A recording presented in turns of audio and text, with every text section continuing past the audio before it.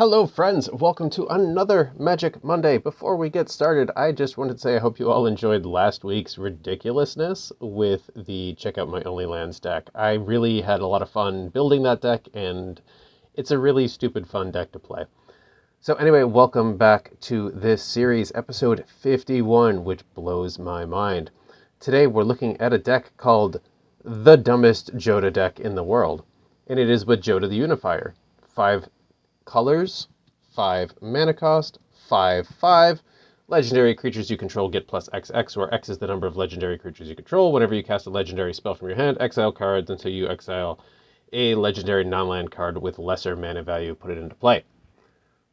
This is a super easy card to abuse, so I wanted to make the dumbest version of it possible, which is to say that there's only 13 creatures in this deck, 6 instants, 11 sorceries, 13 artifacts, 14 enchantments, 3 planeswalkers, and 4/0 lands. Average mana cost of 36, 3.6, with 1 white card, 10 blue, 29 black, 8 red, and 14 green. Let's look at the dumbest Jodah deck in the world. And I'll tell you, it's inspired by this guy right here. Hapatra, Vizier of Poisons. Now, if you go back, you can watch my Hapatra deck, and I really love this mechanic of putting -1/1 counters on creatures. Which, come to think of it, I probably should have put in that new Massacre Girl that does -1/1 counters, but I just didn't. I didn't think of it until just now. But anyway, that's the idea. It's this Hapatra deck, but with all the colors and some other stuff going on. So we got some mana rocks, because of course we do. We got Mox Amber, we've got Arcane Signet, we've got some other ones. Festering Mummy, when it dies, put a -1/1 counter on target creature. So basically this is a Jodah deck designed to put -1/1 counters on stuff, and then proliferate to add to those -1/1 counters. So this is a bit of a mashup of decks. So again, the dumbest Jodah deck in the world, because it's a mechanic I like, but it's not that useful of a mechanic, let's be honest. Whisper of the Dross, target creature gets -1/1 until end of turn and proliferate. Kind of useful in here. Stinging Shot, put 3 -1/1 counters on target creature with flying. So it's a lot of cards from this Amonkhet set. We got some draw power, proliferate. We got some counter. We've got some removal, proliferate. We've got some removal. When it enters the battlefield, target opponent sacrifices a creature. When a cartouche enters the battlefield under my control, return this to my hand. So there's a couple of cartouches, like the Cartouche of Ambition, that adds -1/1 counter to target creature. So I wanted to exploit that mechanic as much as possible. Blur of Blades, same thing, except it deals 2 damage. Cankerbloom will let us destroy something or proliferate. Unnatural Restoration will return a target permanent card from our graveyard to our hand and then proliferate. So it's really dumb. It's a really dumb deck. Doomfall, just some removal here, but I wanted to include some Amonkhet cards, and I think the art is actually really impressive. Nest of Scarabs, whenever you put 1 or more -1/1 counters on a creature, create that many black insect creature tokens. Not that useful, but whatever, I put it there anyway. Render Inert, remove up to 5 counters from target permanent, specifically in here for Planeswalker removal. And then draw a card. Splendid Agony, more -1/1 counters. This is fun because this is fun. It's the big middle finger to the mono-white Heliod decks. If an opponent would gain life, they lose that much life instead.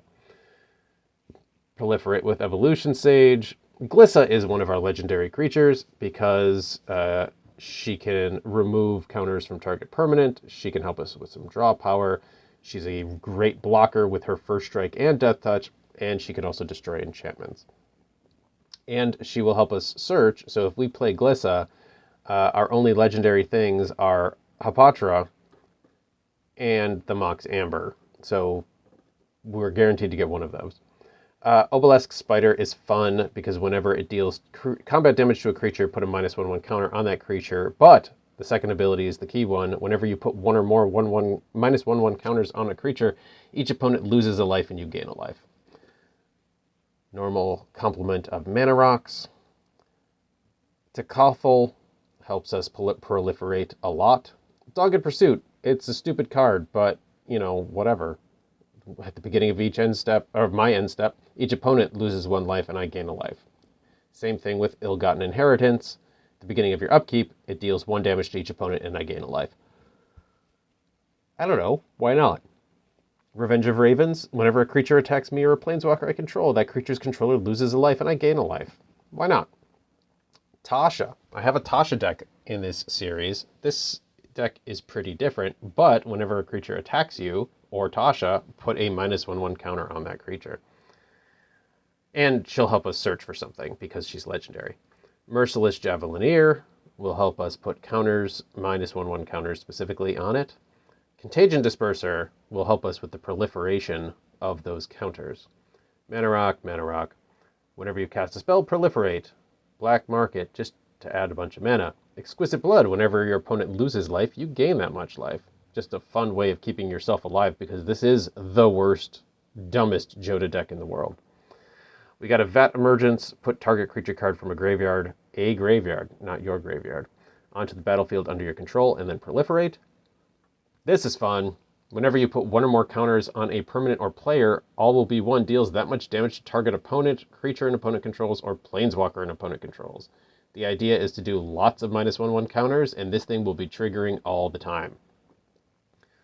We got Viv in here, mostly to help us reveal creatures or some removal, but I mean, ultimately, getting that emblem is always amazing.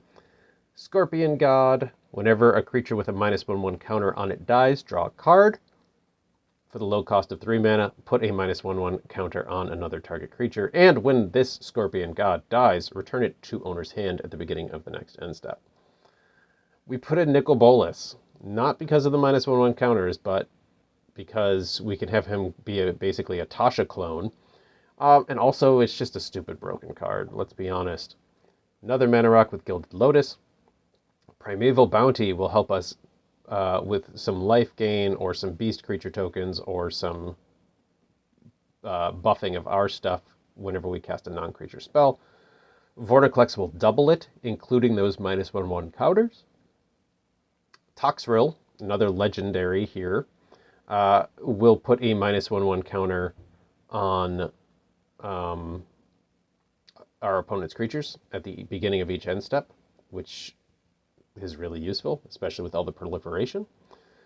Virtue of Persistence.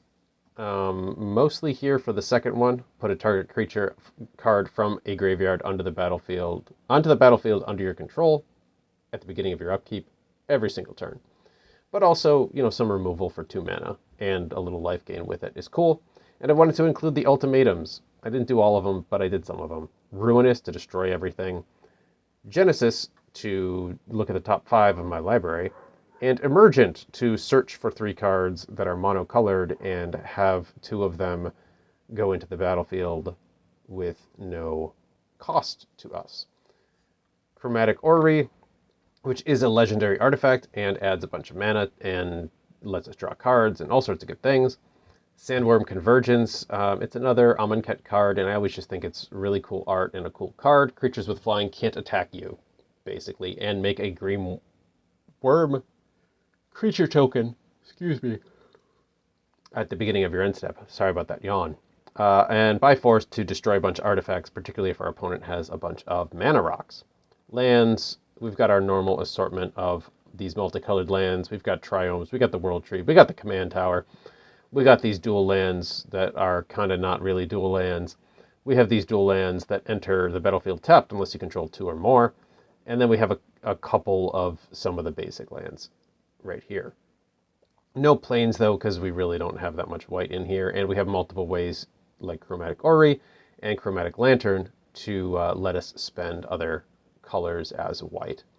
And that's the deck. So this Emergent Ultimatum, if I were going to search for 3 monocolored cards, I'm not sure what I would pick. It might be Sandworm Convergence, Vorniclex, and Primeval Bounty. Or it could be All Will Be One. Or it could be this one, if we've got some proliferation cards in hand. So it kind of depends on the situation. But it's a bunch of good cards, but for the most part, nothing stupid broken, which is what you usually see with the Jodah decks.